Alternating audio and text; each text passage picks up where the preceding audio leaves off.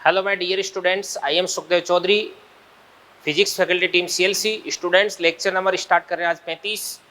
और अगर अपन बात करें पिछले लेक्चर की, तो मैंने आपको पोटेंशियल एनर्जी के बारे में कुछ बातें बता दी थी, स्थितिज ऊर्जा के बारे में, कि किसी भी निकाय की स्थिति या अभिविन्यास के कारण उसके अंदर जो एनर्जी कंसिस्ट होती है, निहित होती है, उसी को अपन क्या बोलते हैं, स्थितिज ऊर्जा बोलते हैं। और उसके बाद में स्थितिज ऊर्जा के बारे में कई सारी बातें मैंने आपको बताई, कि एक मैंने इंपॉर्टेंट बात आपको बताई थी, मैं अभी भी रिकेप कर रहा हूँ। जो इंपॉर्टेंट बात है उसको मैं इंपॉर्टेंट बताता हूँ, और वो आपको भाई ध्यान में रखनी है। मैंने आपको बताया था कि कोई भी जैसे निकाय है, उस निकाय पर अपन संरक्षी बलों के विरुद्ध अपन जो कार्य करते हैं, वो कार्य उस निकाय की स्थितिज ऊर्जा में वृद्धि करता है, परिवर्तन करता है। अभी कंजर्वेटिव फोर्स के अगेंस्ट मैंने जो वर्कडन कर दिया, ठीक है ना, उसकी बात अपन कर रहे हैं अभी, ठीक है। और उसके बाद लास्ट में देखो, एक मैंने फॉर्मूला बताया था आपको। क्या फॉर्मूला बताया था, ये आपको याद होगा। एफ फैक्टर बराबर क्या था आपके पास, माइनस का ये डेल ऑपरेटर यू हो गया। इसके बाद इसको अपन बोलेंगे माइनस का डेल यू अपॉन क्या देगा आपके पास, del X I cap plus del U upon del Y J cap plus del U upon del Z, ये आपके पास है के केफ हो गया अभी, ठीक है ना। ये तो आपके पास एफ फैक्टर हो गया अभी।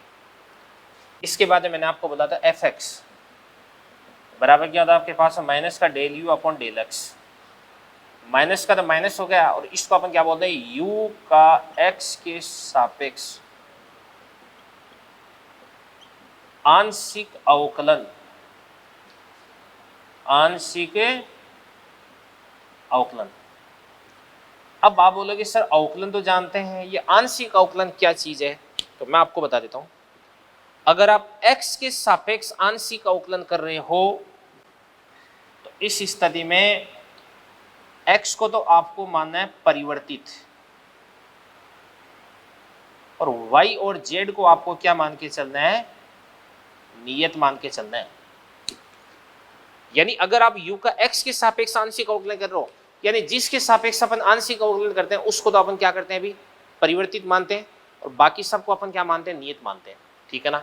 ये चीज होगी भी।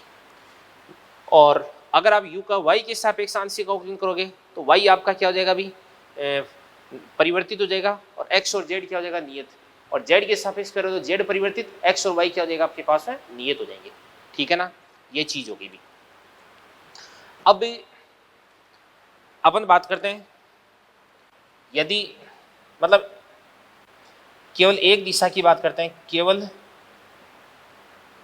एक दिशा में, केवल एक ही डायरेक्शन की अगर अपन बात करते हैं, तो इस स्थिति में आपके पास F बराबर क्या बन जाता है, F बराबर माइनस का D you upon D R हो गया अभी। अब इसके बाद माइनस का तो क्या हो जाएगा, minus D you upon D R. इसको अपन क्या बोलेंगे, u का r के सापेक्ष अवकलन।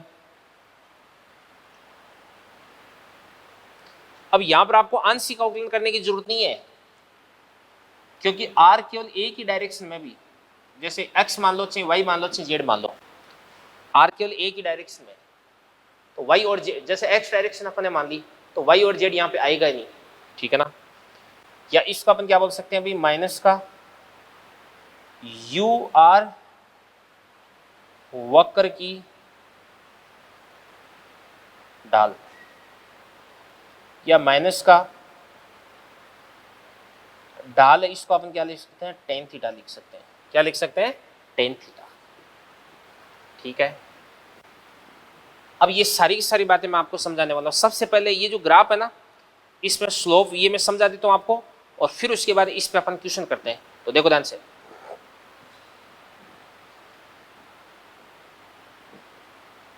ये u हो गया, ये r हो गया, u और r के बीच में ग्राफ इस प्रकार से यूं ग्राफ है।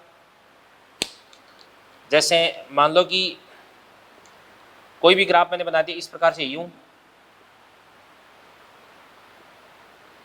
ऐसा ग्राफ मैंने बना दिया, ठीक है ना। अब यहां पर ये आपके पास है कोई भी पॉइंट हो गया ए, ये आपके पास में कोई भी पॉइंट हो गया बी, और ये आपके पास में कोई भी पॉइंट हो गया इस प्रकार से सी। ये ए हो गया, ये बी हो गया, ये आपके पास है सी हो गया। तो इन तीनों पॉइंट्स पर आपको फोर्स बताना है, बल बताना है। और याद रखना यदि यू और आर के बीच में ग्राफ आपको दे रखा है तो यू आर वक्र की जो ढाल का नेगेटिव है वही किसको बताएगा, बल को बताएगा। तो चलो अपन करते हैं, काम करते हैं। कैसे करेंगे देखो ध्यान से, देखिएगा ध्यान से। जिस पॉइंट पर आपको क्या करना है, अभी बल ज्ञात करना है, उस पर आपको सबसे पहले ढाल ज्ञात करनी है, स्लोप ज्ञात करनी है। तो कैसे करते हैं देखो, स्लोप ज्ञात करने के लिए सबसे पहले वही अपन क्षैतिज बनाते हैं। ये क्षैतिज बना दिया, फिर उसके बाद में अपन स्पर्शरेखा बनाते हैं, क्षैतिज बनाते हैं। क्षैतिज के बाद में अपन क्या करते हैं, इस प्रकार से यूं स्पर्शरेखा बनाते हैं। क्षैतिज और स्पर्शरेखा के बीच का कोण ज्ञात करते हैं। तो ये आपके पास है थीटा ए हो गया। अब अपन बात करते हैं, ध्यान से देखना, देखो ए पर, ए पर ध्यान से एंगल जो थीटा ए है वो क्या हो जाएगा आपके पास है 90 से बड़ा। तो यहां पर आपके पास है टेन थीटा ए है, वो क्या हो जाएगा बेटा नेगेटिव, क्योंकि 90 से अगर छोटा होता थीटा तो टेन थीटा क्या होता है पॉजिटिव। और जैसे थीटा 90 से बड़ा होता है, थीटा सेकंड क्वाड्रेंट यानी द्वितीय चतुर्थांश पे जाता है, तो वैसे ही टेन थीटा क्या बन जाता है, नेगेटिव बन जाता है।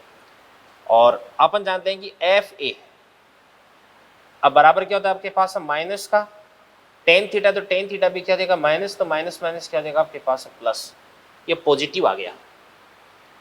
इसका मतलब ये हुआ कि अगर आपका पार्टिकल यहां पर है तो इस स्थिति में इस पार्टिकल पर जो फोर्स है वो फोर्स किधर की तरफ लगता है, पॉजिटिव डायरेक्शन में, यानी इधर की तरफ लग जाएगा एफ ए। इसके बाद में अपन बात करते हैं बी, बी पर बात करते हैं। ये पॉइंट बी हो गया। तो बी पर ढाल याद करने के लिए सबसे पहले अपन क्या करते हैं, क्षैतिज, ये क्षैतिज हो गया और ये स्पर्शरेखा होगी। तो क्षैतिज और स्पर्शरेखा इन दोनों की डायरेक्शन यहाँ पर सेम आ रही है, तो अपन बोल सकते हैं कि यहाँ पर आपके पास है थीटा बी बराबर कितना देगा 0। तो यहाँ पर आपके पास है टेन थीटा बी भी कितना देगा आपके पास है 0। तो यहाँ पर आपके पास एफ बी बराबर भी कितना देगा 0। मतलब ये हुआ कि अगर आपका पार्टिकल यहाँ पर है इस पोजीशन पर, तो इस स्थिति में इस पर किसी प्रकार का कोई फोर्स नहीं लगता है, कोई फोर्स नहीं लगेगा भाई। तो अपन लिख सकते हैं कि एफ बी बराबर क्या देगा 0। इसके बाद में देवदान से अपन बात करते हैं अब किसकी, सी की बात करते हैं। ये सी हो गया। तो सी पर सबसे पहले अपन क्या करते हैं, क्षैतिज बनाते हैं। ये क्षैतिज हो गया, फिर स्पर्शरेखा, ये स्पर्शरेखा होगी। तो क्षैतिज और स्पर्शरेखा इन दोनों के बीच का कोण ये हो गया, और ये वाला कोण है इसको अपन क्या बोलेंगे, थीटा सी। तो यहाँ पर आपके पास थीटा सी है वो 90 से छोटा हो गया ना, तो थीटा सी लेस देन क्या हो जाएगा आपके पास 90। और एंगल अगर 90 से छोटा तो टेन थीटा क्या होता है बच्चों, पॉजिटिव, पॉजिटिव होता है ना। तो टेन थीटा क्या देगा आपके पास में पॉजिटिव देगा, क्या देगा टेन थीटा पॉजिटिव। समझ में आ रहा है ना। तो टेन थीटा अगर पॉजिटिव हो गया तो अपन जानते हैं एफ सी बराबर क्या होता है माइनस का टेन थीटा, और माइनस का टेन थीटा, टेन थीटा क्या देगा पॉजिटिव, माइनस प्लस क्या देगा आपके पास है माइनस। तो फोर्स क्या देगा आपके पास है नेगेटिव देगा। फोर्स नेगेटिव होने का मतलब ये हुआ कि अगर आप इस प्रकार से इस पॉइंट सी पर बैठे हैं ना, तो फोर्स आपका किधर की तरफ लग जाएगा, इधर की तरफ, ये फोर्स की डायरेक्शन देगी। तो ये आपके पास एफ सी हो गया। तो अगर पार्टिकल ए पर है तो फोर्स इधर लगेगा, सी पर है तो फोर्स इधर लगेगा, और पार्टिकल अगर बी पर आ गया तो इस स्थिति में इस पे किसी प्रकार का कोई फोर्स नहीं लगने वाला है। समझ में आ गई ना बात है, ये चीज ये मैं आपको बताना चाह रहा हूं भाई। इसके बाद में नेक्स्ट अपन बात करते हैं किसकी भाई, एक क्वेश्चन और करते हैं अपन।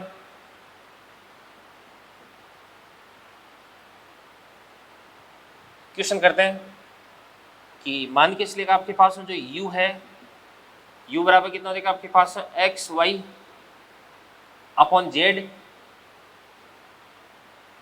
तो आपके पास में 1,1,-1 पर बल ज्ञात करना है। एक बार क्वेश्चन देख लो, ध्यान से देखना। देखो आपको पोटेंशियल एनर्जी है वो दे रखी, यू बराबर कितना दे रखा आपको, एक्स वाई अपॉन जेड। तो आपको पॉइंट है उसके कोऑर्डिनेट्स दे रखे हैं 1,1,-1, यानी एक्स वाई और जेड की वैल्यू आपको दे रखी है। तो आपको क्या करना है अभी, इस पर फोर्स कैलकुलेट करना है, बल ज्ञात करना है।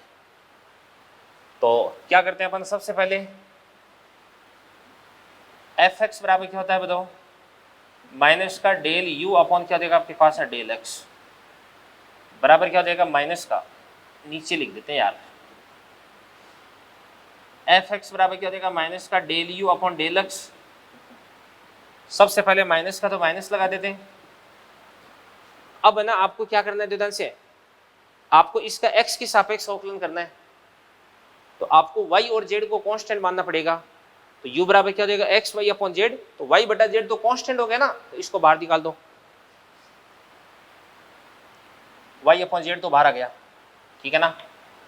और x के सापेक्ष अवकलन कितना होता है अभी 1 होता है, ये fx आ गया। इसके बाद fy बराबर माइनस का डेल यू अपॉन क्या देगा आपके पास है डेल वाई, माइनस का तो माइनस हो गया। y के सापेक्ष अगर आपको अवकलन करना है तो x बटा जेड तो क्या हो जाएगा कांस्टेंट, और y का अवकलन क्या होता है 1 होता है।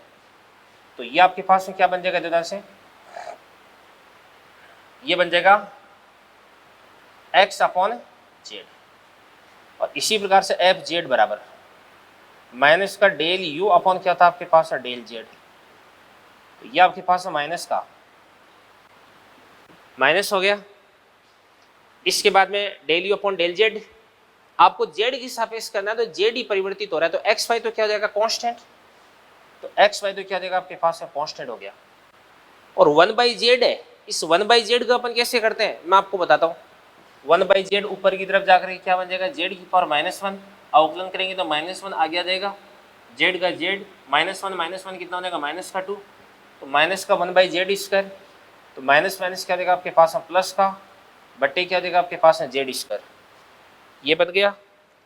इसके बाद में अपन बात करते हैं कि इसकी भी f की बात करते हैं, f वेक्टर बराबर क्या हो जाएगा आपके पास F X I cap plus F Y J cap plus F Z K cap हो जाएगा। इन सब के अंदर अपन वैल्यू पुट कर देते हैं, चलो करते हैं वैल्यू पुट करते हैं। तो माइनस का y बटा जेड, y कितना देगा आपके पास 1, जेड कितना देगा आपके पास माइनस का 1, माइनस माइनस क्या हो जाएगा प्लस का, तो ये आपके पास 1 आ गया। माइनस का x कितना देगा आपके पास x 1, और z कितना देगा माइनस का 1, तो माइनस माइनस क्या देगा प्लस का, तो ये आपके पास 1 आ गया। z की बात करते हैं तो x y, x कितना देगा 1, y कितना देगा आपके पास 1 बटे z, z की आपके पास में जो से माइनस का 1 है ना, तो -1 का स्क्वायर कितना देगा आपके पास में प्लस का 1 हो जाएगा, तो ये भी कितना देगा आपके पास 1 हो जाएगा। तो यहाँ पे देवदान से आपके पास जो फोर्स है वो फोर्स आपके पास में क्या देगा आई केफ प्लस जे केफ प्लस क्या बन जाएगा के केफ बन जाएगा। अब देवदान से इस क्वेश्चन में आपको यू का एक्सप्रेशन दे रखा था और आपको एफ पूछ रखा था, तो आपने ध्यान से देखना, देखो लिख दिया एफ एक्स निकाल दिया, ये रहा एफ वाई निकाल दिया, एफ जेड निकाल दिया। अब आपको पॉइंट के कोऑर्डिनेट से रखें 1,1,-1, अगर कोई दूसरे पॉइंट की कोऑर्डिनेट्स आपको गिवन हो तो एक्स वाई और जेड की वैल्यू पुट करके अपन क्या कर सकते हैं, उस पॉइंट पर लगने वाला जो फोर्स है वो अपन कैलकुलेट कर सकते हैं, ठीक है ना। तो ऐसे एक आध क्वेश्चन आपको मॉड्यूल के अंदर भी मिल जाएंगे, तो वो वाले क्वेश्चन भी आपको करने हैं भाई। तो ये जो चीज़ें मैंने आपको यहाँ पे बताई है ये बहुत इंपॉर्टेंट है, इन चीज़ों को आप अच्छे से नोट करें, तैयार करें बेटा।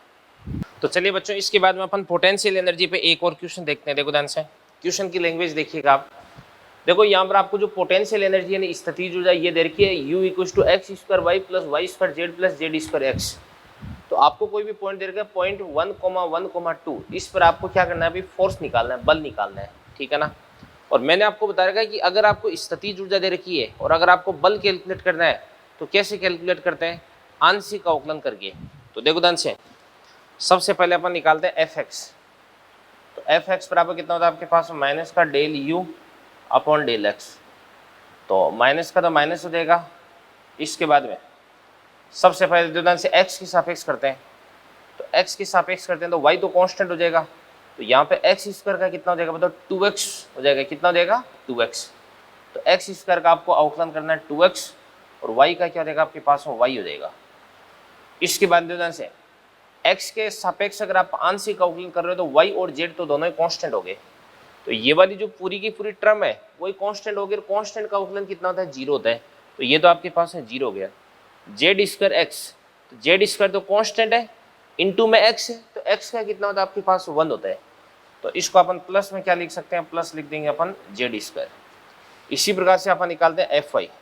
तो एफ वाई बराबर कितना होता है आपके पास, माइनस का डेल यू अपॉन क्या होता है आपके पास, डेल वाई बराबर माइनस का।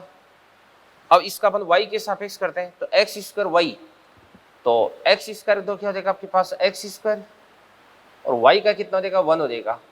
वाई स्क्वायर का कितना हो जाएगा, 2y, प्लस कितना हो जाएगा आपके पास, 2y, और जेड कांस्टेंट हो गया, और प्लस जेड स्क्वायर एक्स।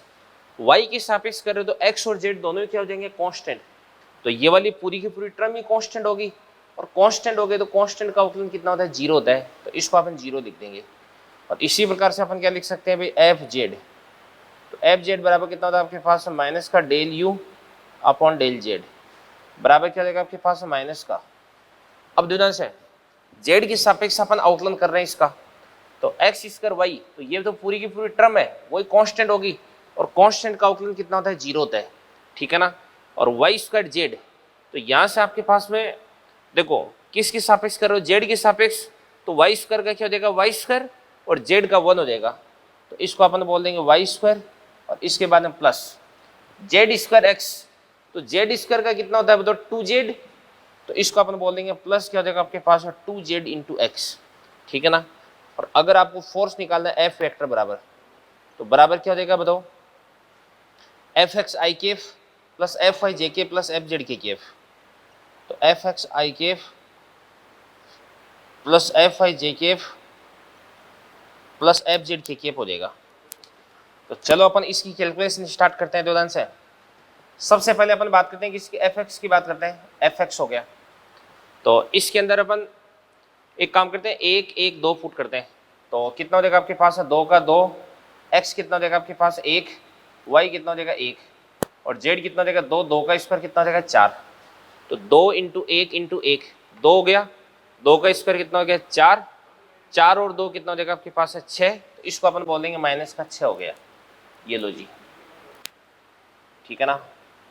इसके बाद में अपन बात करते हैं इसकी, तो यहाँ पर x कितना आपके पास 1, तो 1 का स्क्वायर कितना देगा आपके पास 1, 2 का 2, y कितना देगा आपके पास 1, और z कितना देगा आपके पास 2। तो 2 इंटू 2 कितना देगा 4, और 4 प्लस 1 कितना देगा आपके पास 5। तो इसको अपन बोलेंगे माइनस का 5। ये आपके पास में जे केफ हो जाएगा, ठीक है ना। इसके बाद नेक्स्ट अपन बात करते हैं z की बात करते हैं। y की वैल्यू कितनी आपके पास 1 है, तो 1 का स्क्वायर 1, 2, जेड कितना देगा आपके पास 2, और एक्स कितना देगा 1। तो 2 इंटू 2 4, 4 इंटू 1 कितना देगा 4, और 4 प्लस 1 कितना देगा 5। तो इसको अपन बोलेंगे माइनस का 5 हो गया। तो यहां से अपन लिख सकते हैं, क्या लिख सकते हैं, तो ध्यान से फोर्स बन जाएगा क्या, माइनस का कॉमन ले लो, 6 आई केफ प्लस 5 जे केफ, और प्लस क्या देगा आपके पास 5 के केफ। ये आपके पास फोर्स हो गया। अभी समझ में आ गई ना बातें, ये चीज, ठीक है। चलो अब ध्यान से देखना, देखो अगर आपको पोटेंशियल एनर्जी दे रखी है और वहां से अगर आपको फोर्स कैलकुलेट करना है तो कैसे कैलकुलेट करते हैं ये मैंने आपको सिखा दिया अभी, ठीक है ना। और किस प्रकार से आंशिक अवकलन करते हैं ये भी मैंने आपको बता दिया। मैंने आपको बता दिया है कि अगर अपन x के सापेक्ष आंशिक अवकलन करते हैं तो इस स्थिति में y और z को अपन कांस्टेंट मान के चलते हैं, y के सापेक्ष आंशिक अवकलन करते हैं तो x और z को अपन कांस्टेंट मान के चलते हैं, ठीक है ना। और इसी प्रकार से अगर अपन z के सापेक्ष आंशिक अवकलन करते हैं तो x और y को अपन कांस्टेंट मान के चलते हैं, ठीक है ना। ये चीज होगी भी, ओके। चलो इसके बाद में अपन आगे बढ़ते हैं, कुछ छोटी मोटी चीजें पढ़ लेते हैं। एक चीज होती है केंद्रीय बल। केंद्रीय बल, केंद्रीय बल क्या होता है भाई? सेंट्रल फोर्स होता है। क्या होता है? सेंट्रल फोर्स, ठीक है ना। अब किसी भी बल को केंद्रीय बल बोलने के लिए उसके पास में क्या क्या प्रॉपर्टीज होनी चाहिए, ये मैं आपको बता रहा हूं, ध्यान से देखना। देखो, कोई भी बल है वो केंद्रीय बल कहला सकता है अगर वो दो प्रॉपर्टीज को फॉलो करे। कौन कौन सी प्रॉपर्टीज होनी चाहिए? फर्स्ट, एक तो जो बल है ना,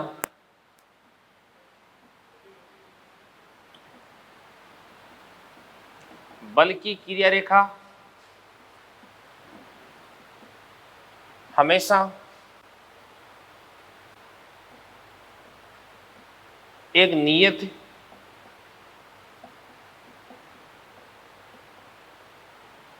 बिंदु से गुजरनी चाहिए। तो ध्यान से देखना, तो एक तो जो बल है ना, उस बल की क्रिया रेखा हमेशा एक नियत बिंदु से गुजरनी चाहिए, ठीक है ना। ये तो इसकी फर्स्ट रिक्वायरमेंट होगी। इसके बाद में सेकंड, बल है ना उस बिंदु से दूरी का फलन होना चाहिए। बल है उस बिंदु से दूरी का फलन होना चाहिए। जो आपके पास में नियत बिंदु ना, उस नियत बिंदु से जो डिस्टेंस है, उस डिस्टेंस पर डिपेंड करना चाहिए भाई, ठीक है ना। उस डिस्टेंस को घटाने बढ़ाने पर बल है वो घटना या बढ़ना चाहिए भाई, ठीक है। अब देखो ध्यान से, तो इसको अपन ऐसे लिख सकते हैं, केंद्रीय बल, केंद्रीय बल यानी central force, F C vector लिख देंगे। अब इसके पास में क्या होता है? परिमाण भी होता है, इसके पास में दिशा भी होती है। तो परिमाण तो क्या देगा आपके पास में? ध्यान से देखना, देखो एफ आर, ये आर पे डिपेंड करना चाहिए, और इसकी जो डायरेक्शन है वो किधर की तरफ हो जाएगी भी? प्लस माइनस, ये आपके पास आर केप होगी भी। तो इसको अपन क्या बोल सकते हैं? ध्यान से, जो केंद्रीय बल है वो है फंक्शन है किसका? आर का, यानी फलन है किसका? आर का। और आर का फलन होने का मतलब ये हुआ कि केंद्रीय बल है वो दूरी आर पर डिपेंड करता है भाई, ठीक है ना। और इसके बाद में एफ सी, ये प्लस माइनस क्या हो जाएगा? आर केप हो जाएगा। यानी जो केंद्रीय बल है इसकी दिशा या तो आर के अनुदिश पास की तरफ होती है और या आर के अनुदिश दूर की तरफ होती है, ठीक है ना। तो इस प्रकार के बल को ही अपन क्या बोलते हैं? केंद्रीय बल बोलते हैं, ठीक है ना। तो ध्यान से देखना, तो केंद्रीय बल के कौन कौन से एग्जाम्पल्स हैं। मेनली जो एग्जाम्पल्स हैं वो मैं आपको बता देता हूँ। जैसे एग्जाम्पल्स, एक तो आपके पास ये कोई पार्टिकल है, इसका द्रव्यमान कितना देगा? m1, और एक आपके पास ये कोई पार्टिकल, इसका द्रव्यमान कितना देगा? m2 देगा, ठीक है ना। ये m1 अगर ये आपके पास m2 हो गया। अब m1 और m2 इन दोनों के बीच में फोर्स लगता है, तो इस पे तो फोर्स लगता है इस प्रकार से इधर की तरफ, और इस पे फोर्स लगता है इधर की तरफ। अब इन दोनों के बीच में जो फोर्स लग रहा है वो फोर्स अपन क्या लिख सकते हैं? इसका परिमाण कितना देगा? G m1 m2 upon R square. तो पहली बात है कि जी m1 m2 upon R square, यानी बल है उस बिंदु से दूरी का फलन होना चाहिए। m1 और m2 के बीच की डिस्टेंस को अगर आप चेंज करोगे तो दोनों के बीच में लगने वाले गुरुत्वाकर्षण बल का परिमाण है वो भी क्या हो जाएगा? चेंज हो जाएगा, ठीक है ना। तो बल है वो दूरी का फलन तो हो गया, तो दूसरी कंडीशन है वो तो सेटिस्फाई हो रही है। और इसके साथ में m1 और m2 पे लगने वाला जो बल है, ये इन दोनों की जो क्रिया रेखा है, दोनों की क्रिया रेखा है ना, उसके अनुदिश है भाई, ठीक है ना। तो मैं ये कह रहा हूँ कि देखो ध्यान से एग्जांपल से समझा देता हूँ। जैसे मान के चलिएगा ये आपके पास m2, इस m2 को आपने फिक्स कर दिया, ये m1 पहले आपने यहाँ पे रखा, फिर m1 को यहाँ पे रख दिया, फिर आपने m1 को यहाँ पे रख दिया। तो इस m1 को चाहे कहीं पर भी रख दो, इस m1 पर लगने वाला जो बल है उसकी क्रिया रेखा m2 से होकर के पास होगी भी। m1 पे लगने वाले बल की क्रिया रेखा इस प्रकार से हमेशा m2 से होकर के पास होगी भी। तो मैं ये कह रहा हूँ कि m1 पर लगने वाला गुरुत्वाकर्षण बल हमेशा m2 से होकर के पास होता है, और इसी प्रकार से m2 पर लगने वाला गुरुत्वाकर्षण बल हमेशा m1 से होकर के पास होता है। और साथ में m1 और m2 इन दोनों पर लगने वाला गुरुत्वाकर्षण बल दोनों के बीच की दूरी पर डिपेंड करता है। तो एक तो दूरी पर डिपेंड कर गया, और एक नियत बिंदु से बल की क्रिया रेखा हमेशा गुजरती है। तो इस बल को अपन क्या बोल सकते हैं? केंद्रीय बल बोल सकते हैं। तो ये आपके पास क्या हो जाएगा अभी? माइनस का ये आर के एफ हो जाएगा। ये गुरुत्वाकर्षण वाले चैप्टर के अंदर अपन डिटेल से डिस्कस करेंगे बेटा। इसके बाद में आगे अपन बढ़ते हैं। देखो ये समझाने के लिए बनाया था, इसको मिटा देता हूं मैं, ठीक है। और इसके बाद में अपन बात करते हैं दोनों से, ये चार्ज Q1, ये आपके पास है चार्ज Q2 है। इन दोनों के बीच की दूरी कितनी r है, यहां पर भी दोनों के बीच की दूरी r है। अब इससे Q1 पर Q2 के कारण जो फोर्स है वो इस प्रकार से इधर की तरफ हो जाएगा, और Q2 पर Q1 के कारण जो फोर्स है वो इधर की तरफ हो जाएगा, Fe, ये आपके पास Fe। इसको अपन क्या बोल सकते हैं, इसको अपन बोल सकते हैं Fg, ये भी आपके पास Fg, तो ये भी Fg हो गया। अब यहां पर लगने वाला जो Fe है, इसका परिमाण कितना देगा, K Q1 Q2 upon R square, और इसकी डायरेक्शन अब वो किधर की तरफ हो जाएगी बताओ, ये आपके पास R के हो जाएगी, ये प्लस माइनस हो जाएगी, ठीक है ना। अब प्लस माइनस मतलब दोनों अगर चार्ज है वो अगर सिमिलर है, दोनों चार्ज है मतलब समान प्रकृति के हैं, या तो दोनों ही पॉजिटिव या दोनों नेगेटिव है, तो इस स्थिति में दोनों के बीच में प्रतिकर्षण लगेगा। और यदि दोनों अपोजिट नेचर के हैं, एक प्लस और एक माइनस है, तो इस स्थिति में दोनों के बीच में आकर्षण होगा, एट्रैक्शन होगा, ठीक है ना। और तो अपन लिख सकते हैं कि Fe,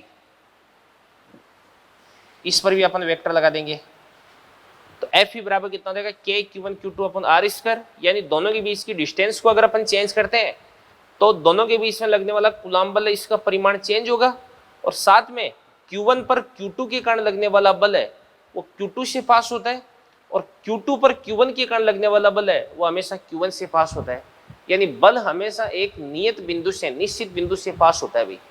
तो इसको भी अपन क्या बोल सकते हैं, केंद्रीय बल बोल सकते हैं। तो याद रखना बच्चों, गुरुत्वाकर्षण बल और कूलम्ब बल ये दो एग्जाम्पल्स है किसके, केंद्रीय बल के, और भी कई सारे बल हो सकते हैं, ठीक है। इसके बाद में नेक्स्ट केंद्रीय बल के बाद में अपन बात करते हैं किसकी, संरक्षी बल की।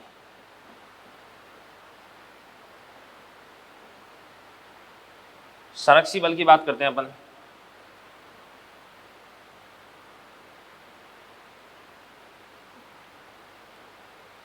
कंजर्वेटिव फोर्स क्या होता है अभी, संरक्षी बल क्या होता है।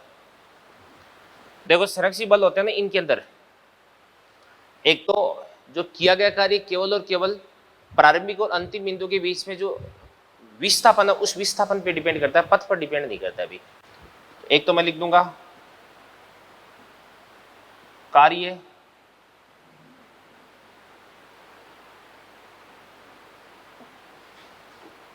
प्रारंभिक तथा अंतिम बिंदु पर निर्भर करता है,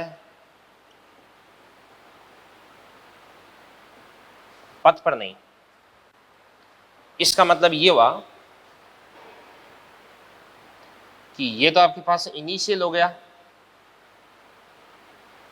ये आपके पास फाइनल हो गया।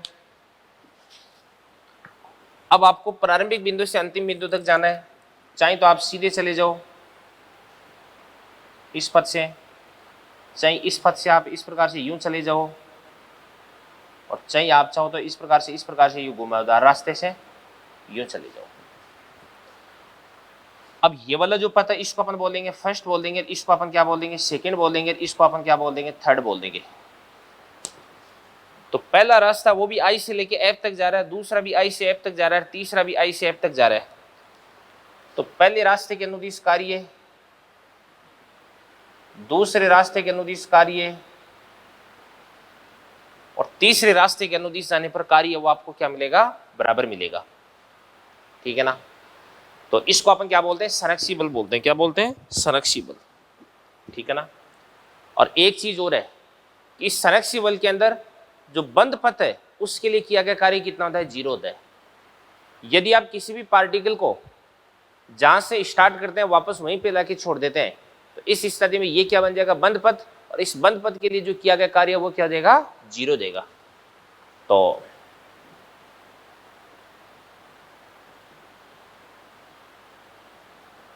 बंद पथ के लिए कार्य बराबर कितना देगा, 0 देगा। मतलब किसी भी पार्टिकल को आपने यहां से स्टार्ट किया और इस प्रकार से ये घुमा फिरा करके वापस यहीं पे लाके छोड़ दिया, तो ये तो आपके पास क्या देगा, आई, और ये आपके पास एफ हो गया। तो प्रारंभिक और अंतिम बिंदु एक ही जगह पे आ गया ना, तो इस स्थिति में विस्थापन कितना देगा, 0। तो इसके लिए कार्य भी कितना देगा आपके पास में, 0 देगा बच्चों, ठीक है ना, ये बात होगी भी। अब एक तो कार्य प्रारंभिक तथा अंतिम बिंदु पर निर्भर करता है, पथ पर नहीं। एक बंद पथ के लिए कार्य कितना होता है, 0 होता है। और एक इसके अंदर जो कुल ऊर्जा होती है वो हमेशा संरक्षित रहती है भी, यानी गतिज ऊर्जा और स्थितिज ऊर्जा का जो योग होता है, जिसको अपन बोलते हैं यांत्रिक ऊर्जा। क्या बोलते हैं, यांत्रिक ऊर्जा। ये मैं आपको अभी जस्ट बताने वाला हूँ थोड़ी देर बाद में, अभी बता दिया। गतिज ऊर्जा और स्थितिज ऊर्जा का जो योग है इसको अपन क्या बोलते हैं, यांत्रिक ऊर्जा बोलते हैं। तो इन बलों के प्रभाव में जो यांत्रिक ऊर्जा होती है वो क्या रहती है, संरक्षित रहती है। तो इसमें अपन बोल सकते हैं कि यांत्रिक ऊर्जा,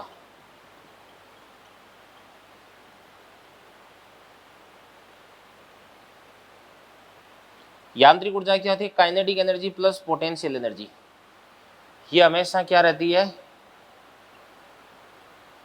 संरक्षित रहती है भी। मतलब ये हुआ कि यदि इन बलों के प्रभाव में काइनेटिक एनर्जी अगर कम हो रही है तो ऑब्वियसली पोटेंशियल एनर्जी उतनी बढ़ जाएगी, और पोटेंशियल एनर्जी अगर कम हो रही है तो काइनेटिक एनर्जी वो क्या हो जाएगी, बढ़ जाएगी भी।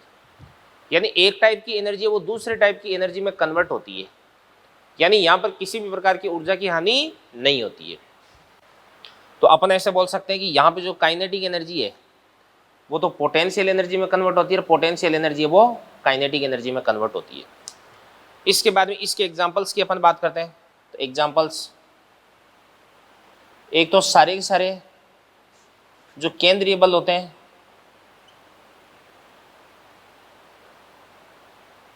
सभी जितने भी केंद्रीय बल हैं, कौन कौन से केंद्रीय बल होते हैं भाई, जैसे मतलब सभी केंद्रीय बल, जैसे इलेक्ट्रोस्टैटिक फोर्स, गुरुत्वाकर्षण बल, एक स्प्रिंग फोर्स होता है ना, स्प्रिंग बल आदि। ये सारे के सारे जो बल होते हैं वो क्या होते हैं भाई, संरक्षी बल होते हैं। क्या होते हैं, संरक्षी बल होते हैं। तो देखो बेटा, केंद्रीय बल क्या होता है ये मैंने आपको पढ़ा दिया। संरक्षी बल क्या क्या होते हैं, इनके लिए क्या क्या प्रॉपर्टी होती है। एक तो पथ पे डिपेंड नहीं करता है, प्रारंभिक बिंदु और अंतिम बिंदु पे डिपेंड करता है क्या क्या कार्य है। और एक ध्यान से देखते हैं, देखो बंद पथ के लिए क्या क्या कार्य क्या होता है, 0, और यांत्रिक ऊर्जा संरक्षित रहती है। और इसके एग्जाम्पल्स क्या होते हैं, एक तो कूलाम बल होता है, एक गुरुत्वाकर्षण बल होता है, और एक क्या होता है, स्प्रिंग बल होता है। और भी कई सारे बल हो सकते हैं, ठीक है ना। तो इन सारी की सारी चीज़ों को आप नोट कर लीजिएगा। इसके बाद में आगे पढ़ाता हूँ मैं आपको। संरक्षी बलों के बाद में अपन डिस्कस करेंगे असंरक्षी बल। तो चलो बच्चों, संरक्षी बलों के बाद में अब अपन डिस्कस करने जा रहे हैं असंरक्षी बल। तो संरक्षी बलों में मैंने आपको क्या क्या बताया था। एक तो बंद पथ के लिए किया गया कार्य कितना होता है अभी नहीं, एक तो किया गया जो कार्य होता है वो प्रारंभिक बिंदु और अंतिम बिंदु पर डिपेंड करता है, पथ पर डिपेंड नहीं करता। अब यहाँ पर जो कार्य है ना वो किस पर डिपेंड करता है अभी, पथ पर निर्भर, पथ पर निर्भर करता है। इसका मतलब ये हुआ कि ये तो आपके पास क्या हो जाएगा अभी, प्रारंभिक बिंदु, और ये आपके पास क्या हो जाएगा, अंतिम बिंदु। प्रारंभिक बिंदु अंतिम बिंदु हो गया। तो इस प्रकार से एक तो आपके पास में मान के चलेगा ये कोई पथ हो गया, एक इस प्रकार से ये कोई पथ हो गया, और एक इस प्रकार से ये आपके पास में कोई भी पथ हो गया। तो ये फर्स्ट, ये सेकंड, ये थर्ड। तो यहां पर जो धन से W1, W2 और W3 ये बराबर नहीं होते भाई। और एक है ना जो बंद पथ के लिए जो कार्य है ना वो 0 नहीं होता है, और एक है ना यांत्रिक ऊर्जा है वो संरक्षित नहीं रहती है। और एक इसके एग्जांपल्स की अगर अपन बात करें, जैसे मतलब घर्षण बल है, श्यान बल है आदि। तो ये सारे के सारे इसके एग्जाम्पल होते हैं अभी। तो संरक्षी बल अपने पढ़ लिए, और संरक्षी बल है उसका बिल्कुल एकदम उल्टा क्या हो जाएगा भी, असंरक्षी बल हो जाएगा। एक तो किया गया जो कार्य प्रारंभिक बिंदु और अंतिम बिंदु पर, प्रारंभिक बिंदु और अंतिम बिंदु के अलावा ये पथ पर भी डिपेंड करता है। अभी आपने कौन सा पथ आपने चूज किया, किस रास्ते से आप जा रहे हैं, उस बात पर भी डिपेंड करता है। एक इसके अंदर बंद पथ के लिए किया गया जो कार्य वो जीरो नहीं होता, और एक यांत्रिक ऊर्जा वो संरक्षित नहीं होती है। घर्षण बल और श्यान बल आदि इसके एग्जाम्पल होते हैं भाई, ठीक है ना। अब एक मैं आपको चीज बताने जा रहा हूं, मैथमेटिकल चीज जो आपको ध्यान में रखनी है भाई, ठीक है ना। देखो संरक्षी बल के लिए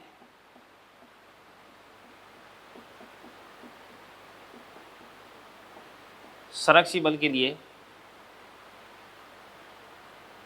बल के लिए अगर अपन बात करते हैं तो डेल क्रॉस एफ बराबर कितना होना चाहिए, जीरो होना चाहिए। डेल क्रॉस एफ बराबर क्या होना चाहिए, जीरो होना चाहिए। अब ये आपके पास जो डेल है इसको अपन क्या बोलते हैं, डेल ऑपरेटर बोलते हैं। ये तो डेल ऑपरेटर होता है ना, डेल संकारक बोलते हैं। क्या बोलते हैं, डेल संकारक। और डेल का अगर आपने एफ के साथ में क्रॉस गुणा कर दिया तो इसको अपन क्या बोलते हैं, इसको अपन बोलते हैं कर्ल, CURL। क्या बोलते हैं, कर्ल। मैं आपको लिख देता हूं, तो इसको अपन क्या बोलते हैं, इसको अपन बोलते हैं फोर्स का कर्ल। आपको ध्यान रखना यार, आप ऐसे ज्यादा मत सोचना कि कर्ल क्या होता है, नाम ही नहीं सुना, कोई बात नहीं, पहली बार सुन लो। डेल क्रॉस एफ, इसको ये अपन क्या बोलते हैं, फोर्स का कर्ल। और ये क्या होना चाहिए, जीरो। अगर जीरो है तब तो बोल देंगे संरक्षी बल, और अदरवाइज अपन क्या बोल देंगे, असंरक्षी बल बोल देंगे। क्या बोल देंगे, असंरक्षी बल। चलो अपन एग्जांपल से देखते हैं। जैसे आपके पास में कोई भी एफ है, ये आपके पास हो जाएगा 2xi प्लस 4yj प्लस कितना देगा आपके पास में, या माइनस का जेड की केफ। ये जो बल है ये संरक्षी है या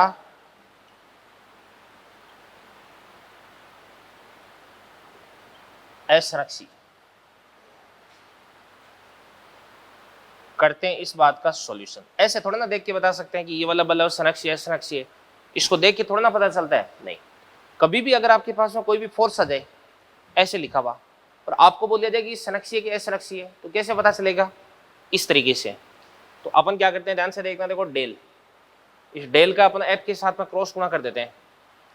तो क्रॉस गुणा कैसे करते हैं अभी, इसके लिए डेल क्रॉस एफ ये करते हैं। अभी क्रॉस गुणा करने के लिए अपन क्या करते हैं, यहाँ पे आई केफ लिखते हैं, यहाँ पे जे केफ लिखते हैं, यहाँ पे अपन लिखते हैं के केफ लिखते हैं। अब देखो ध्यान से, ये डेल क्या होता है आपके पास में, तो ये क्या होता है, ये होता है del U upon del X I cap. तो सबसे पहले अपन लिख देंगे इस प्रकार से, del upon del X, del upon del Y, del upon del Z.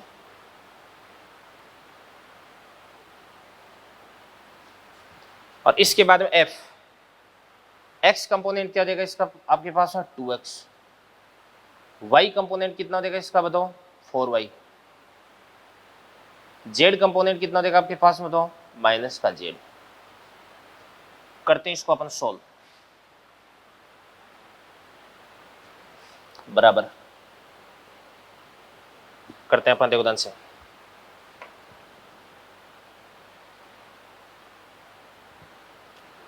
ये करते हैं। सबसे पहले अपन यहां पे क्या लिखते हैं भाई, आई केफ, ये आई केफ लिख दिया। इसके बाद इसको इसके साथ में कर देते हैं, माइनस का जेड अगर इधर की तरफ आ जाएगा तो आपके पास में क्या बन जाएगा, माइनस का del Z upon del Y हो जाएगा। अब आपको पता है कि अगर आप y के सापेक्ष आंशिक अवकलन कर रहे हैं तो z को तो आपको कांस्टेंट लेके चलना पड़ेगा, और z अगर कांस्टेंट होगा तो इसका कितना हो जाएगा बताओ, जीरो हो जाएगा। कितना हो जाएगा, जीरो। इसके बाद में अपन क्या करते हैं, इसका इसके सापेक्ष इसको अपन इससे मल्टीप्लाई कर देते हैं, तो बेटा ये जो 4y है यहाँ पे चला जाएगा। अब आपको पता है कि डेल अपॉन डेल जेड, यानी जेड के सापेक्ष आपको आंशिक अवकलन करना है, और जेड के सापेक्ष आंशिक अवकलन कर रहे हो तो एक्स और वाई ये तो दोनों क्या हो जाएंगे, भी कांस्टेंट हो जाएंगे। तो वाई कांस्टेंट, तो 4y भी कांस्टेंट, और कांस्टेंट का अवकलन कितना होता है, 0 होता है। तो ये आपके पास हो जाएगा 0 माइनस क्या देगा, 0। इसके बाद माइनस का क्या देगा आपके पास है, जे केफ, ये जे केफ हो गया। अब की बार जे केफ को हाइड कर लो, तो del minus Z upon del X हो जाएगा। अब एक्स के रेस्पेक्ट में अगर अपन बात करें तो जेड कांस्टेंट हो गया, कांस्टेंट का कितना हो जाएगा, 0, फिर माइनस का 2x, ये डेल अपॉन डेल जेड, तो x है वो तो कांस्टेंट हो गया क्योंकि जेड के सापेक्ष आप आंशिक अवकलन कर रहे हैं। तो ये फिर से कितना हो जाएगा आपके पास है, 0, और प्लस क्या हो जाएगा आपके पास है, के के एफ। अब के के एफ हो गया ना, तो x के सापेक्ष y कांस्टेंट हो गया और y के सापेक्ष x कांस्टेंट हो गया। तो ये भी आपके पास है 0 माइनस है 0 बराबर पूरा का पूरा क्या हो जाएगा आपके पास है, 0। ठीक है ना, यानी अगर आपने डेल का ऐप के साथ में क्रॉस गुणा कर दिया तो आपको क्या मिल रहा है, अभी 0 मिल रहा है। क्या मिल रहा है, 0। इस कारण से बताओ बल है वो संरक्षी हुआ कि असंरक्षी हुआ, ये हो गया संरक्षी, असंरक्षी नहीं है। ठीक है ना, ये चीज होगी भी।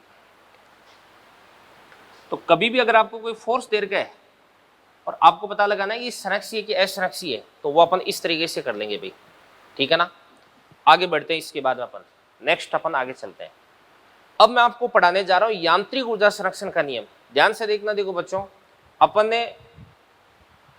ने देवदान से क्या क्या पढ़ लिया, अपन ने काइनेटिक एनर्जी पढ़ ली, अपन ने जो वर्क एनर्जी थ्योरम है वो अपन ने पढ़ ली, इसके बाद में पोटेंशियल एनर्जी अपन ने पढ़ ली, और उसके बाद में संरक्षी असंरक्षी बल अपन ने पढ़ लिए, केंद्रीय बल अपन ने पढ़ लिए। और कोई भी बल है वो संरक्षी की असंरक्षी, इस बात को अपन कैसे पता लगाते हैं वो मैंने आपको पढ़ा दिया है। और इसके बाद में मैं आपको पढ़ाने जा रहा हूं यांत्रिक ऊर्जा संरक्षण का नियम।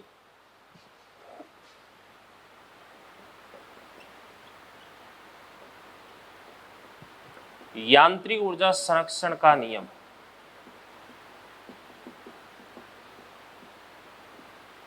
यानी इसको अपन बोलते हैं कंजर्वेशन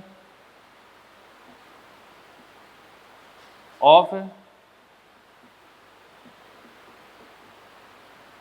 मैकेनिकल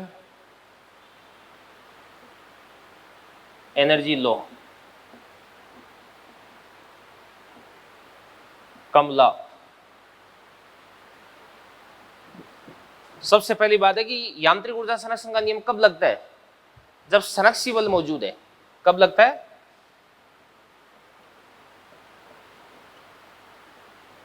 संरक्षी बलों की उपस्थिति में।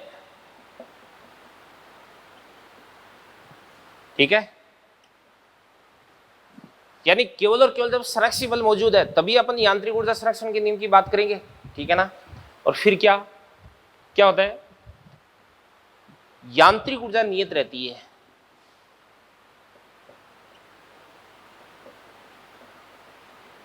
यांत्रिक ऊर्जा बराबर क्या होती है आपके पास है, कांस्टेंट। और अपन जानते हैं कि यांत्रिक ऊर्जा क्या होती है, मैकेनिकल एनर्जी बराबर क्या होती है, काइनेटिक एनर्जी प्लस क्या होती है, पोटेंशियल एनर्जी होती है। तो अपन बोल सकते हैं कि मैकेनिकल एनर्जी बराबर क्या हो जाएगी,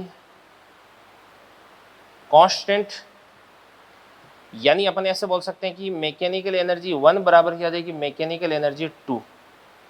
तो मैकेनिकल एनर्जी क्या हो जाएगी, kinetic energy plus potential energy, kinetic energy 2 plus क्या देगा आपके पास में, पोटेंशियल एनर्जी 2 देगा। यानी गतिज ऊर्जा और स्थितिज ऊर्जा इन दोनों का योग है वो कांस्टेंट रहता है। इसका मतलब क्या हुआ, इस बात का मतलब ये हुआ कि अगर गतिज ऊर्जा घटती है तो स्थितिज ऊर्जा बढ़ती है। जैसे एग्जांपल की अपन बात करते हैं, जैसे कोई भी अपने पास में बॉल है, इस बॉल को अपन ऊपर की तरफ फेंकते हैं तो प्रारंभ में इसकी ऊंचाई 0 है, यानी इसकी स्थितिज ऊर्जा 0 हो जाएगी। जैसे इसको अपन ऊपर की तरफ फेंकेंगे तो अपन ने ऑब्वियसली इसको गतिज ऊर्जा दी है। अब यहाँ पर केवल और केवल इस पर नीचे की तरफ गुरुत्वाकर्षण बल लग रहा है, वायु के घर्षण को अपन यहाँ पर नगण्य मान रहे हैं। तो केवल और केवल यहाँ पर अगर गुरुत्वाकर्षण बल लग रहा है तो गुरुत्वाकर्षण बल एक प्रकार का संरक्षी बल हो गया, कंजर्वेटिव फोर्स हो गया, और संरक्षी बल की उपस्थिति में यांत्रिक ऊर्जा है वो इसकी संरक्षित रहेगी। तो जैसे जैसे बॉल है वो ऊपर की तरफ जाएगी वैसे वैसे इसकी गतिज ऊर्जा में कमी आएगी और इसकी स्थितिज ऊर्जा में वृद्धि होगी, क्योंकि इसकी चाल घटेगी तो गतिज ऊर्जा में कमी आएगी, ऊंचाई बढ़ेगी इस कारण से स्थितिज ऊर्जा में वृद्धि होगी। अब काइनेटिक एनर्जी में जितनी कमी होगी ना, पोटेंशियल एनर्जी में उतनी वृद्धि हो जाएगी, ठीक है ना, ये चीज़ है भाई। और ओवरऑल अगर अपन बात करें किसी भी पॉइंट पर जो कुल ऊर्जा है, कुल यांत्रिक ऊर्जा है, वो हमेशा क्या रहती है बच्चों, संरक्षित रहती है, ठीक है ना। तो इन सारी की सारी चीज़ों को आप नोट करें, फिर अपन आगे बढ़ते हैं। तो चलिए बच्चों, यांत्रिक ऊर्जा संरक्षण है, इस पर आधारित अपन 3 एग्जाम्पल्स देखते हैं। वैसे मैं आपको बता दूं कि यांत्रिक ऊर्जा संरक्षण पर आधारित जितने भी प्रॉब्लम्स है उन सबको आप कार्य ऊर्जा प्रमेय यानी वर्क एनर्जी थ्योरम की हेल्प से भी सॉल्व कर सकते हैं, ठीक है ना।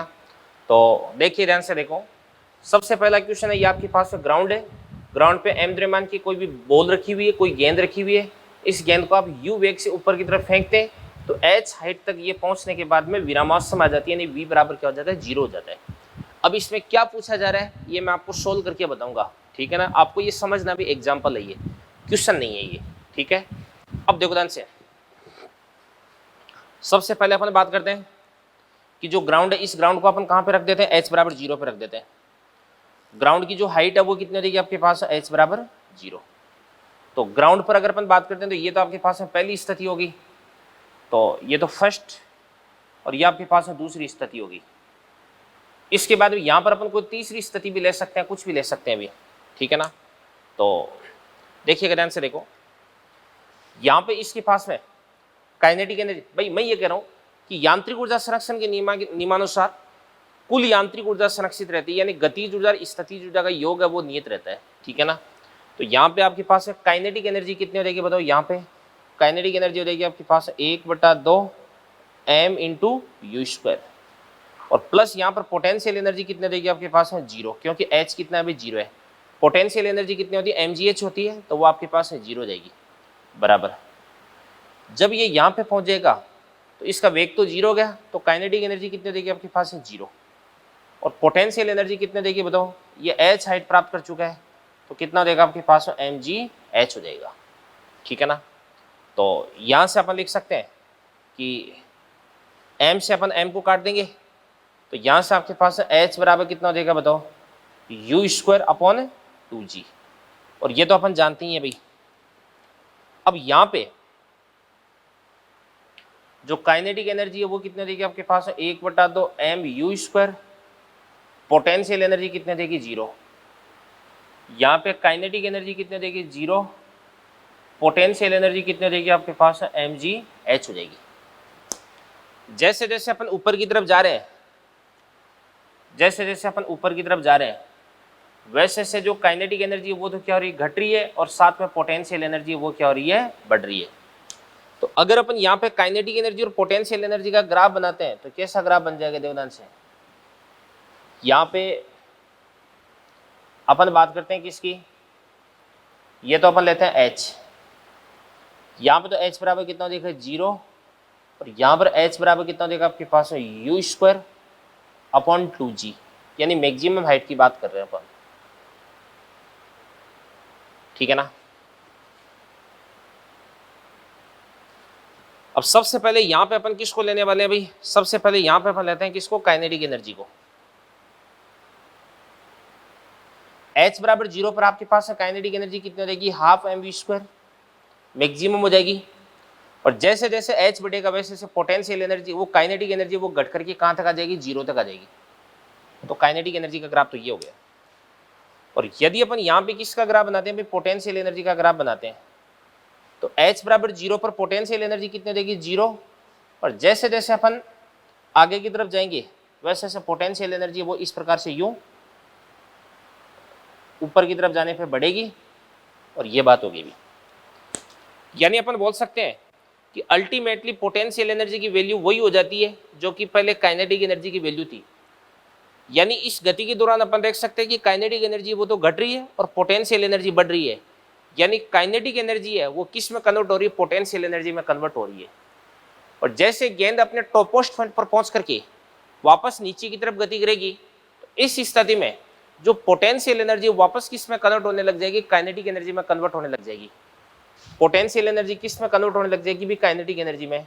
और जैसे वापस h बराबर 0 यानी गेंद वो ग्राउंड पे लौटती है, तो इस स्थिति में इसके पास में जितनी काइनेटिक एनर्जी थी, जितनी इसके पास में चाल थी, वापस पूरी की पूरी रिस्टोर हो जाती है। क्या हो जाती है? रिस्टोर हो जाती है। समझ में आ गई ना बात है? ये चीज अब ये वाली बात मेरे हिसाब से आपके समझ में आ गई होगी।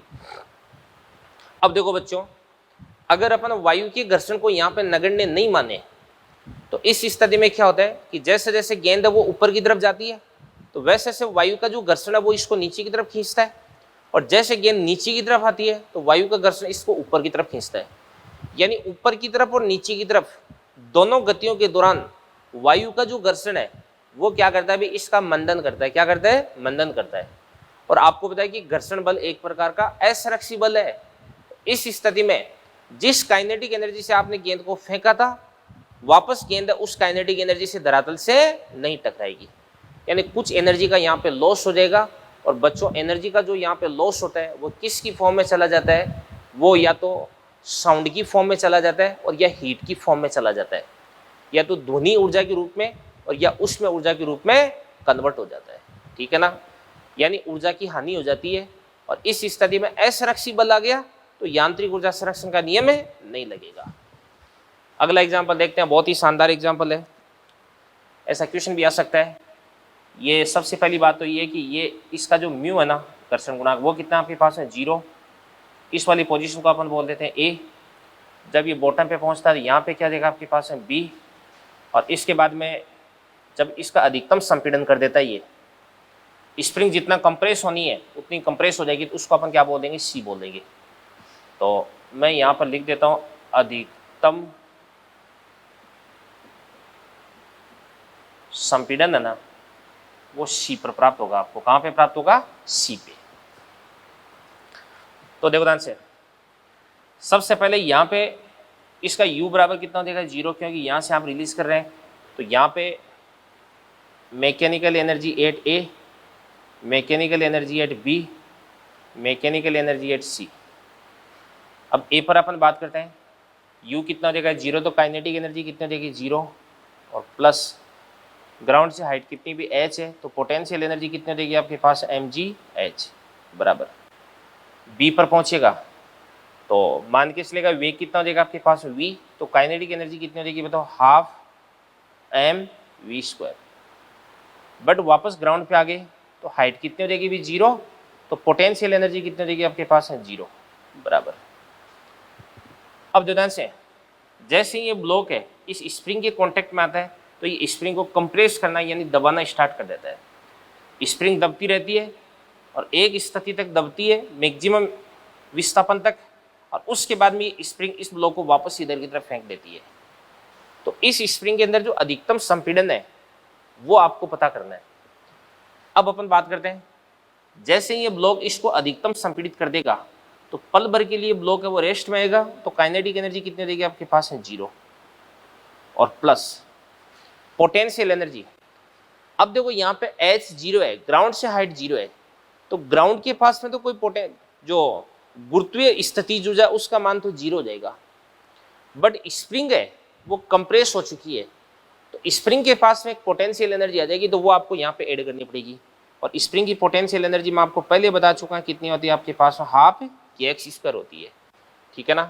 तो यहाँ से अपन चाहें तो आप इसको और इसको बराबर कर दो। एक तो ये वाली टर्म है और एक ये वाली टर्म है, इनको बराबर कर दो।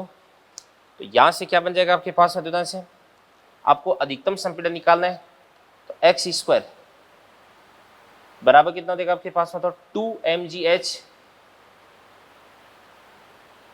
अपॉन क्या देगा आपके पास? है k। तो x बराबर कितना देगा आपके पास? 2mgh अपॉन k का रूट। ये आपके पास अधिकतम संपीड़न हो जाएगा बच्चों। क्या हो जाएगा? अधिकतम संपीड़न। ठीक है? और अगर वेग की टर्म्स में आपको पता करना है, वेग की टर्म्स में, तो आप एक काम करना भी, आप इस वाली टर्म को है ना, आप इस वाली टर्म के बराबर कर देना, तो वेग के पदों में आपको अधिकतम संपीड़न है वो प्राप्त हो जाएगा। चलो आगे बढ़ते हैं। देखो ये वैसे तो अपन गुरुत्वाकर्षण वाले चैप्टर के अंदर डिस्कस करने वाले हैं, फिर भी मैं आपको थोड़ा सा बता देता हूँ। पृथ्वी की सतह से m द्रव्यमान की किसी भी पिंड को u वेग से ऊपर की तरफ फेंकते हैं तो h ऊंचाई प्राप्त करके ये रेस्ट में आ जाता है, यानी ये इसकी अधिकतम ऊंचाई हो जाती है। तो यहाँ पे गतिज ऊर्जा कितनी हो जाएगी बताओ, 1/2 mu²। और यहाँ पे स्थितिज ऊर्जा क्या होती है भी, देखो गुरुत्वीय स्थितिज ऊर्जा होती है -G(M)(m)r। स्मॉल आर होती है केंद्र से दूरी। तो यहाँ पे हो जाएगी आपके पास -G(M)(m) बटे केंद्र से दूरी कितनी हो जाएगी आपके पास में, r बराबर। जब ये यहाँ पे पहुंचेगा तो काइनेटिक एनर्जी कितनी हो जाएगी आपके पास में, 0। और पोटेंशियल एनर्जी कितनी हो जाएगी, -G(M)(m) बटे केंद्र से दूरी कितनी हो जाएगी, ये r और ये h। तो इसको अपन बोलेंगे r+h। ये आपने इक्वेशन बना दी अभी, ठीक है ना, ये चीज हो गई। तो बेटा मैं यहाँ पे आपको क्या कहना चाह रहा हूँ, मैं ये बताना चाह रहा हूँ कि ये वाली जो चीज़ है ये अपन ग्रेविटेशन वाले चैप्टर के अंदर डिटेल से डिस्कस करेंगे। अब किसी को अगर लगे कि सर ये पोटेंशियल एनर्जी का फॉर्मूला कहाँ से आया, तो यार आप एक काम करना, अपनी 11th क्लास की जो बुक है ना, जो भी आपकी 11th क्लास के नोट्स हैं वो आप उठाना और उसमें गुरुत्वाकर्षण वाला जो चैप्टर है उसको टंटोल लेना। उस चैप्टर के अंदर आपको ये सारे के सारे फॉर्मूले मिल जाएंगे। तो इन सारी की सारी चीज़ों को आप नोट करें बेटा, ठीक है ना। और फिर उसके बाद में आज का लेक्चर अपन यहीं पे फिनिश करते हैं, ठीक है ना। तो ये आज का लेक्चर था, लेक्चर नंबर आपका 35 है वो कंप्लीट हुआ। 35 के बाद में 36, 37, 38, 39 ये अपने पास से 4 लेक्चर बचे हैं। तो इन 4 लेक्चर की प्लानिंग मैं आपको बता देता हूँ। देखो थोड़ी सी, ये 4 लेक्चर है ना, तो इन 4 लेक्चर्स के अंदर अगले लेक्चर पे अपन डिस्कस करेंगे। एक तो पोटेंशियल एनर्जी का एक इंपॉर्टेंट ग्राफ होता है, साम्य अवस्था होती है, वो होती है, वो मैं आपको पढ़ाऊंगा। एक शक्ति मैं आपको अगले लेक्चर के अंदर पढ़ाऊंगा भाई, ठीक है ना। और अगले लेक्चर में मैं आपको ना कुछ इंपॉर्टेंट क्वेश्चंस है वो क्वेश्चंस भी टिक कराऊंगा भाई, ठीक है ना, स्टेज फर्स्ट और सेकंड के। फिर उसके बाद अगले लेक्चर्स पर अपन उनको डिस्कस करेंगे। Thank you very much, all the best.